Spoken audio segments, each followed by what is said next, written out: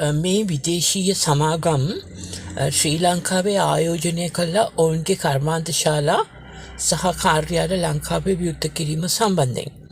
දැන් උදාහරණයකෙදිට අපි දන්නවා මැක්ඩොනල්ඩ්ස් කියන්නේ ෆ්‍රැන්චයිස් ඔපරේෂන් එකක්. ඇමරිකාවේ තමයි ඒකේ ප්‍රධාන කාර්යාලය තියෙන්නේ.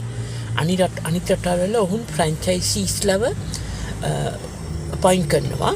ඔවුන්ගේ වැඩ කටයුතු ඔවුන්ට කියලා කරගන්නවා. ඒ වගේම මොවුන් ආධාර කරනවා මේ ෆ්‍රැන්චයිසි ලංකාවේ හිටිය අබාන්ස් ඔවුන්ගේ වැඩ කටයුතු කරන පුහුණුව කිරීමට සේවකයන් ඒ වගේම දැන්වීම් ප්‍රචාර කටයුතු වලදී ඇමරිකාවේ සමාගම උදව් කරනවා. ලංකාවේ සමාගමට තියෙන තැනක් වල ඒ ව්‍යාපාරයේ මෙහෙයුම් පවත්වාගෙන යාමට ඒ වගේම ලාභේ කොටසක් ඇමරිකාවේ සමාගමට ලැබෙනවා.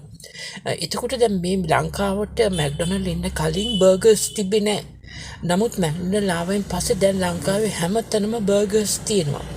එතකොට ඒවා සපයන මේ බර්ගර් බන් එක හදන සමාගම් දියුණු වෙලා තියෙනවා. ඒ තාක්ෂණය දියුණු වෙලා තියෙනවා. ඉතින් මේක හොඳ උදාහරණයක් පිටරට තාක්ෂණය ලංකාවේ සමාගම් මගින් ලබා ගැනීම සම්බන්ධයෙන්.